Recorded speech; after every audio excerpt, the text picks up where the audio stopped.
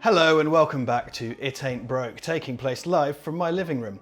I'm joined by man of mystery and actor Duncan Casey. How you doing?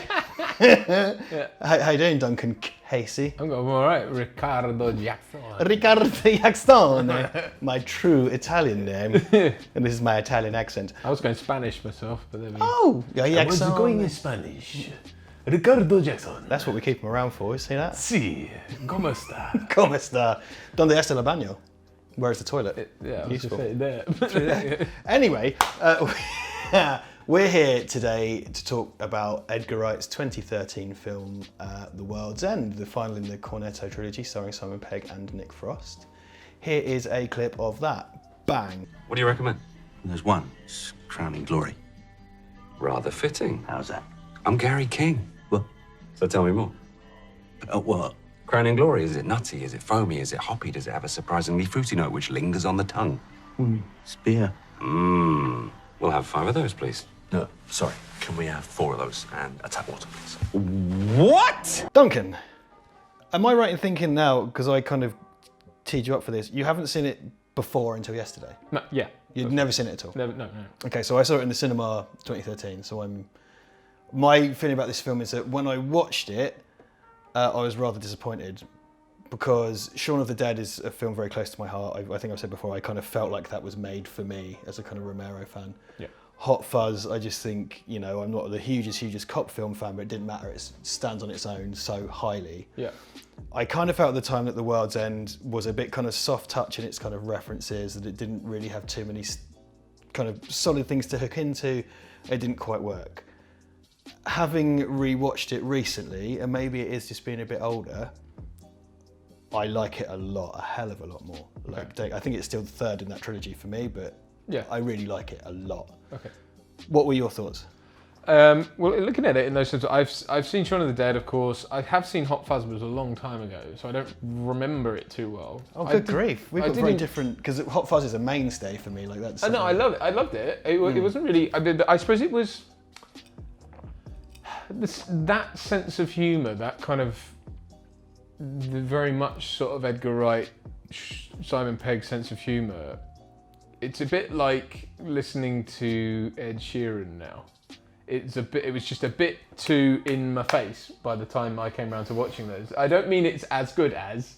I mean it's like it was so prevalent that I couldn't like. I don't know. For me, it was kind of like, don't hit me.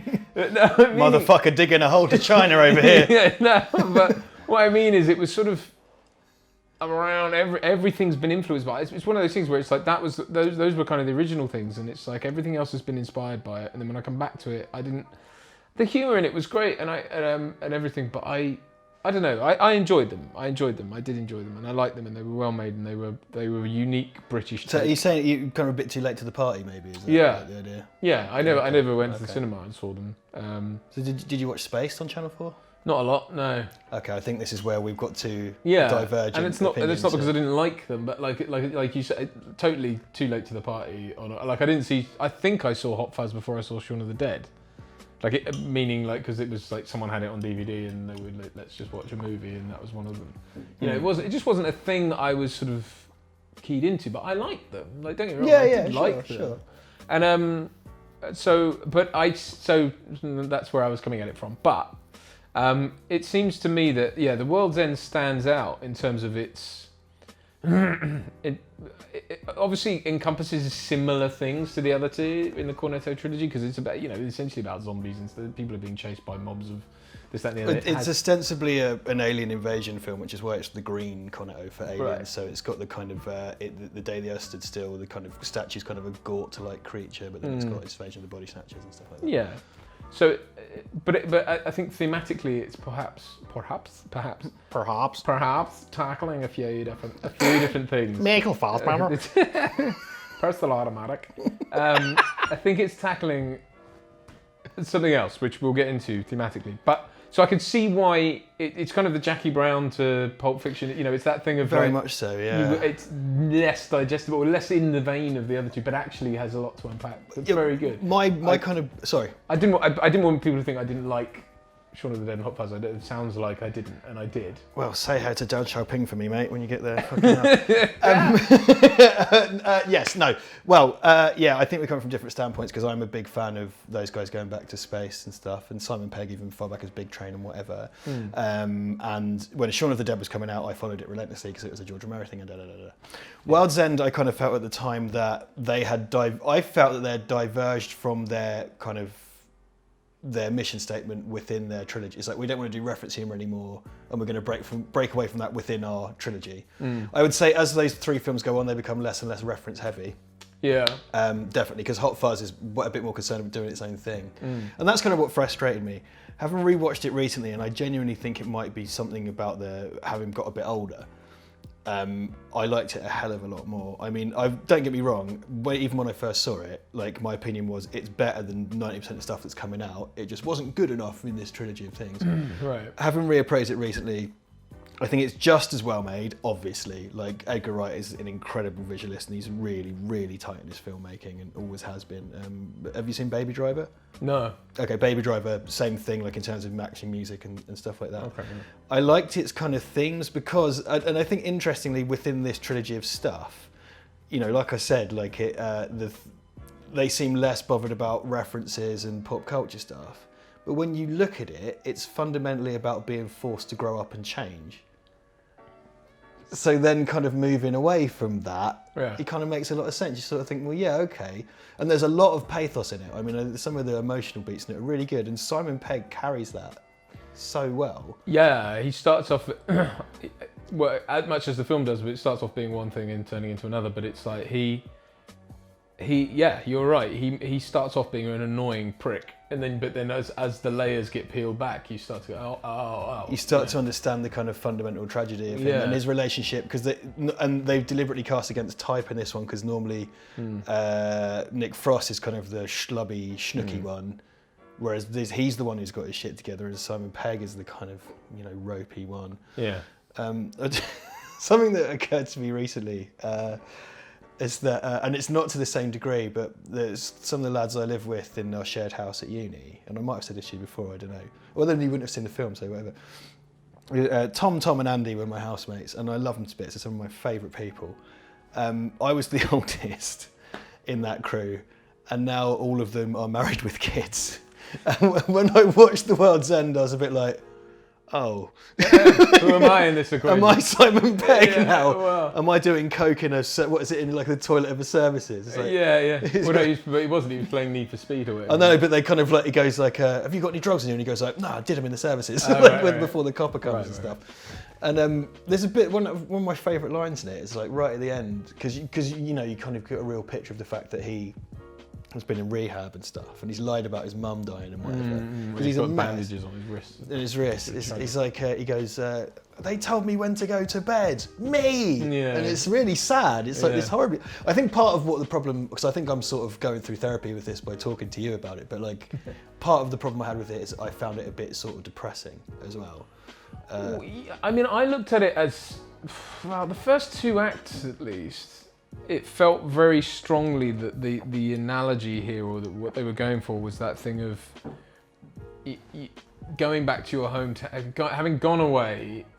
There's that thing of like people, you go back to your hometown, and that thing of wanting to rail against the idea of growing up, having kids, and so that at one point I expected for it all to be a kind of alcohol, drug-induced vision for him, because he's sort of seeing everyone as automatons, and the fact, and it's sort of, but it's a literal thing. It plays into his kind of half-assed world, that kind of half-assed teenage worldview of like, well, everyone's a robot and I'm the only one that's different. Exactly, Because it validates his whole worldview. Yeah. But then it ultimately forces him to grow up. Yeah, exactly. So it's so I guess I saw it like that, but then you've got the other characters as well who aren't, though they have followed that, it seems to be the ones that have done it to the most degree, like the ones who've got wife and kids or the ones who've got a steady job, tend to be undone, whereas the ones that have hung. So I'm not sure whether or not it's saying, it starts off very much by making out that, not growing up and moving on is a bad thing, and that this dickhead who's like trying to like he's got the beast and he's sad and he's a loser and he's trying to get them to go back and go on a pub crawl, but then ultimately he's kind of the virtuous one who saves the day and then at the very end under duress though. Under duress, yeah, but he's forced to grow up, and then I think the end slightly falls back and it becomes this post-apocalyptic world where he's going around with his band of blanks. Well, that's the funny thing, is it? Because he doesn't drink anymore. He's cleaned himself up, and he seems to be fighting for something good, but he's still walking around with he's got what he wanted. He's back with the band of fucking friends as they were 20 years ago or whatever. Yeah. Which is kind of a mixed message, but it shows he's changed. The thing in Hot Fuzz is it's kind of like the John Woo or any kind of buddy cop thing where they're two different people who by the end, they're both here in terms of their personalities, and by the end of the film, they're both somewhere in the middle because they've learned from each other. Yeah. And exactly. Nick Frost and Simon Pegg kind of go through that as well to a degree because they've been forced apart for so long, and they kind of come around to each other's way of thinking slightly. It doesn't really happen so much in Shaun of the Dead because, spoilers, Ed fucking dies. But it takes them through that journey similarly. So they have changed. Again, it's quite kind of sad, and I did sort of find it depressing, but having watched it again, I really, really liked it. I mean, the strength of the filmmaking for me was never in question. I just thought it was all a bit soft touch, but having kind of reappreciated it now, I just think it really, really works. I mean, I'm not going to put it on, I will watch Hot Fuzz anytime. Like, anytime you want, I'll watch it and I'll quote that shit all day. But The World's End, I'm not walking around quoting The World's End and stuff or anything like that, but it's done in such a nice way, and it's done, Edgar Wright does what he likes to do a lot, like in Shaun of the Dead, when Ed tells Shaun the plan for the night, he's actually reciting the entire film. Yeah. And then he ends with shots at the Winchester, which is reload a gun. And a similar thing happens in Hot Fuzz. And this one does a similar thing in that all the pubs are thematically named after things from the kind of excellent things from the movie. And it leads, the 12 steps lead up to a point. So if you look at the names of the pub crawl, it tells you what's going to happen. So like the Beehive is where the aliens are based. So it's very structurally the mermaid type sirens and stuff. And I think like the one of them's called like the Royal Cock or something, and it's a reference to what's even called Simon Pegg's guy? Something King, isn't it? Gary King. Gary King. Yeah, a reference to Gary King. Yeah. So all the pub name does it have something of the Odyssey about it? Is there a sort? Is it? Yeah, I suppose. Like I feel like it kind of pays lip service to that at some point as well, and I can't remember quite how. At one point, I was like trying to see it as certain circles of hell, and whatever we go, or I don't know. It's not really, is it? Because there's 12, and this is 7, isn't it? 7 circles of hell. I think it's 7 circles of hell. Yeah. But yeah, like you say, they're kind of named after different things, and they're all kind of things pertinent to the plot. And he loves to give you he likes to hide a roadmap to the plot of the film. I don't think Baby Driver really does it. It might do, but that trilogy of films, it's kind of intrinsic in it. And there's a few kind of casting things, like Julia Deakin's back, who was been in all three in one point. See the older guy. Oh no, that's David Bradley. Julia Deakin's the landlady of the guest house. Of course. That they're in. And she was the alternate. She was not Liz's mum, the alternate Lady Shaun's mum in Shaun of the Dead. And David Bradley, and I'm not attempting to be distasteful in this remark, David Bradley is weirdly Jimmy Savile-ish in this movie. He's like, I told you. Like, he's got like, I'm not trying to be distasteful, just like his performances, and I found that quite distracting when I first watched it. I was just a little bit like, okay. He's he's an actor I really, really like, actually. Like, generally speaking, you got quite a lot of kind of British, comedy people in it as usual. So you got like Mark Heap and Reece Shearsmith and stuff, and there's all kinds of cameos and things. You know what I'm going to say, don't you? Yes. Yeah, Yeah. Yes, there he is. Fantastic. Yeah. He marks. So there's as far as I can tell, in the Cornetto trilogy, there are 3 Bond alumni. Oh, I can only give you 2 because obviously there was Dalton. There's 2 Bonds. Yeah, and Rosamund Pike. Oh yes, of course. Yeah, right. Yeah. And she's great in this actually as well. Brilliant. She's really good. Just poor Samantha, who's just just lost in all this stuff that's going on. One of my favourite lines is about Martin Freeman goes, "Can everybody stop talking about my sister's wide-ons?" Yeah. Why It's not? a really great line. Then he jumps off the roof onto a car. I love that. It's so sort of nonsensical, but it's just brilliant. Well, they do that physical shtick really well, you know, and they revisit the fence gag as well, which is something that's a kind of. There were some good lines in it that I'm trying to remember now, because this thing's like, it's like, what the fuck does WTF mean? Or whatever. Yeah. And the thing about Boo Boo as well. Oh, yeah. It's great. It's got a great example of, because he's like, first we said this, then we said that, then we Boo Boo. Yeah. And it's a great, because he's clung on to it. They're adults and they've forgotten it, but he's not only remembered it, but every single stage that it took for them to develop that little bit of friendship, slang stuff. There's you know what? There's an oddly sort of Stephen King-esque it thing about it, where you've got people coming back to the town they grew up in that's actually full of, you know, everyone in there is infected and that's you know, controlled by a central hive, and that they have to defeat that, and you know. Well, it feels as well like it's like, you know, like John Wyndham. It's like the Midwich Cuckoos as well, and it's like I think it's got its roots in Nigel Neal, and I think also Robert Wise. I mean, it definitely the Day the Earth Stood Still is really foregrounded in it. And of course, yeah. 'Cause it's got that kind of 50s, 60s B movie thing. So the original Don Siegel Body Snatchers, well, any version of Body Snatchers really, yeah, and various versions of that. It never kind of went in as hard, because like Shaun of the Dead and Hot Fuzz go in really hard with their reference stuff. Hot Fuzz is clearly like Wicker Man and. Oh god, yeah, and all kinds of things. But then, you know, Bad Boys, which they directly reference. Yeah. Well, there's something that I think Edgar Wright, when he was talking about the difference between Shaun and Nick Angel, so from Hot Fuzz and from Shaun of the Dead and Hot Fuzz. Right.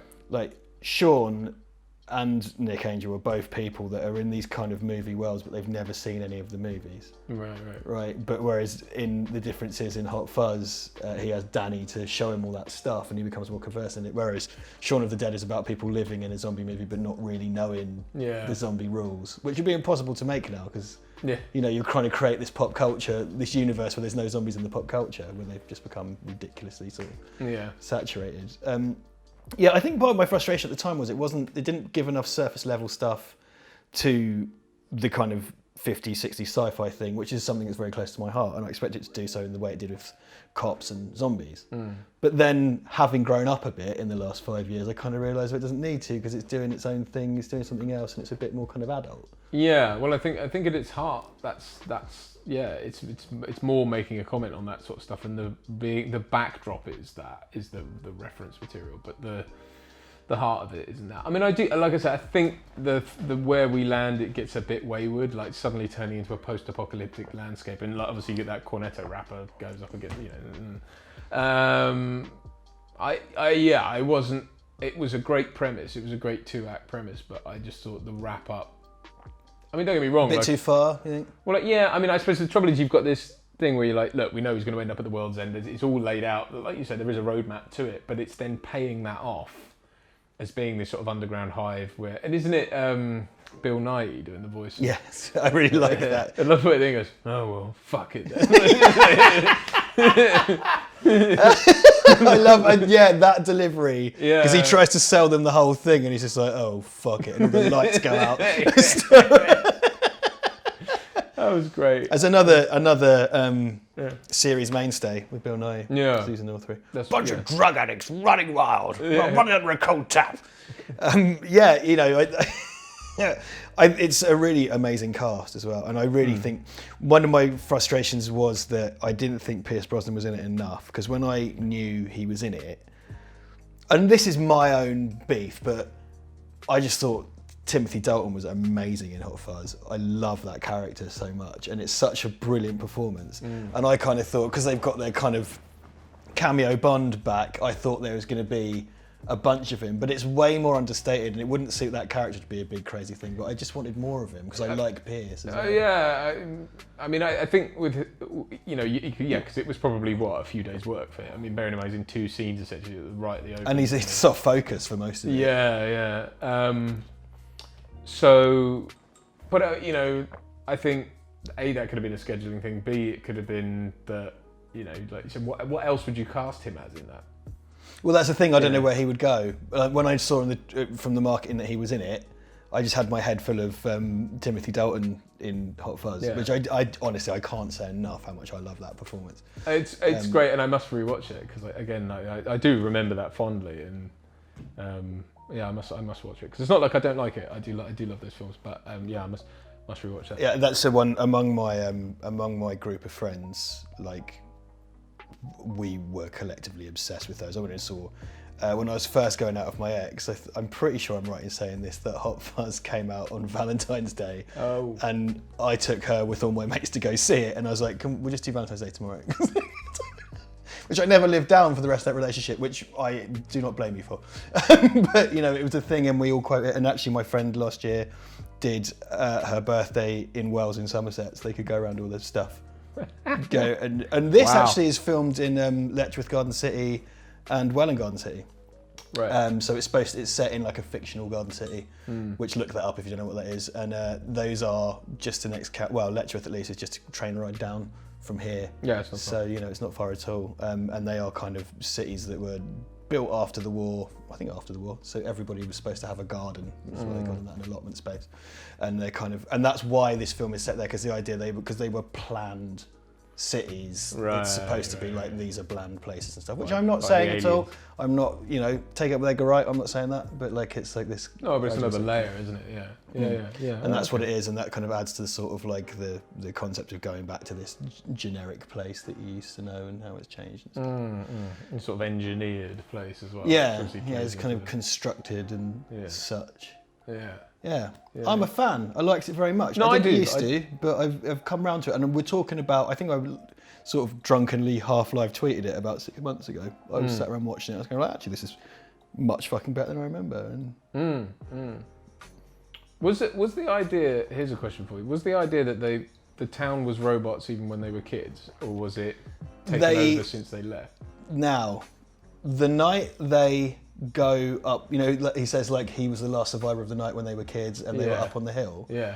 When they're up on the hill, you see like a kind of falling star. Oh, okay. I missed So that. it's supposed to be that it's been going on. Oh, that's a really like subtle thing, but like it's supposed to have happened the night they peaked, or the night Gary peaked. Right. Is yeah. Okay. No, that's So good. there you go. That's good. Which I think is a similar thing in Cloverfield, where there's like a kind of falling object. Right. There you go. Yeah, it's good. I really enjoyed it. The World's End. It is a good film. It's better than I gave it credit for, and it's worth revisiting. And it's maybe worth just being older. I don't know, but I liked it a lot. Duncan and I will return in Octopussy. No, Duncan and I will return. It's that thing, you like Bond from the end of Bond when they say James Bond will return. In the thing. I got out of my depth, tried to reference Bond, I don't know what I'm talking about. Got out of my depth. What came after Octopussy? James Bond in The Spy with the Hatchback. It's a view to a... Yeah. What is that, like Drax or something, that guy? No, Drax is in Moonraker. That's Max Zorin. Oh God, I'm out of my depth. Look at this. Max I'm Zorin. well out of my depth. I know, it makes a change. Woo! Right, we're off. Yeah. We'll see you soon with the next batch of stuff, what we got coming out. Stay tuned, like, subscribe, and we love you very much. Goodbye.